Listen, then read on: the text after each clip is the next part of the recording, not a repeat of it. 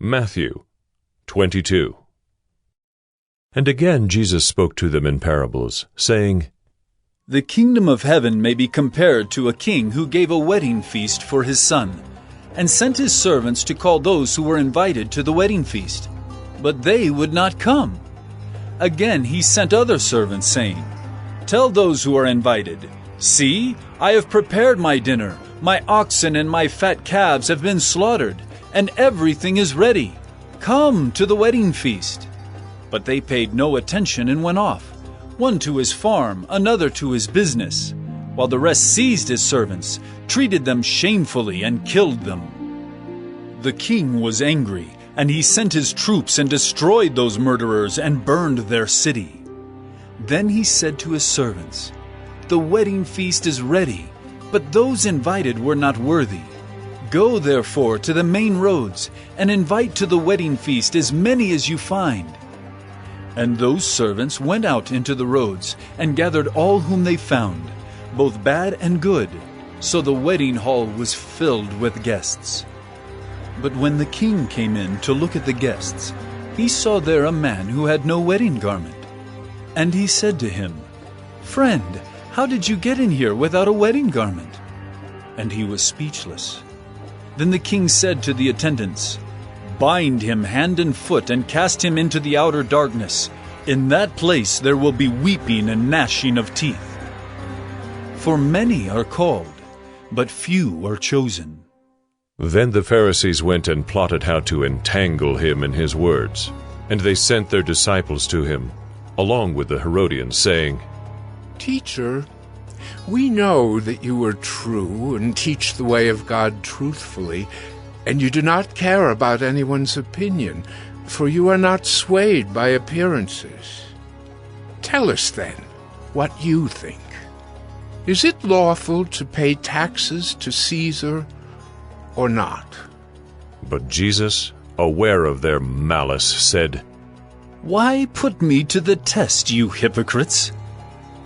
Show me the coin for the tax. And they brought him a denarius. And Jesus said to them, Whose likeness and inscription is this? They said, Caesar's. Then he said to them, Therefore, render to Caesar the things that are Caesar's, and to God the things that are God's. When they heard it, they marveled, and they left him and went away. The same day Sadducees came to him, who say that there is no resurrection. And they asked him a question, saying, Teacher, Moses said, if a man dies having no children, his brother must marry the widow and raise up children for his brother. Now there were 7 brothers among us. The first married and died, and having no children, left his wife to his brother. So too the second and third, down to the 7th. After them all, the woman died. In the resurrection, therefore, of the 7, whose wife will she be? For they all had her. But Jesus answered them, You are wrong, because you know neither the Scriptures nor the power of God.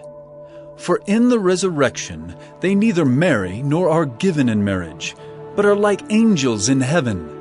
And as for the resurrection of the dead, have you not read what was said to you by God?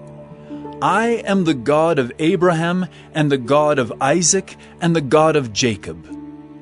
He is not God of the dead, but of the living. And when the crowd heard it, they were astonished at his teaching. But when the Pharisees heard that he had silenced the Sadducees, they gathered together, and one of them, a lawyer, asked him a question to test him. Teacher, which is the Great Commandment in the law? And he said to him, You shall love the Lord your God with all your heart, and with all your soul, and with all your mind. This is the great and first commandment, and a second is like it. You shall love your neighbor as yourself. On these 2 commandments depend all the law and the prophets. Now, while the Pharisees were gathered together, Jesus asked them a question, saying, What do you think about the Christ? Whose son is he? They said to him, The son of David. He said to them, "How is it then that David, in the Spirit, calls him Lord, saying, 'The Lord said to my Lord, Sit at my right hand, until I put your enemies under your feet'? If then David calls him Lord, how is he his son?" And no one was able to answer him a word, nor from that day did anyone dare to ask him any more questions.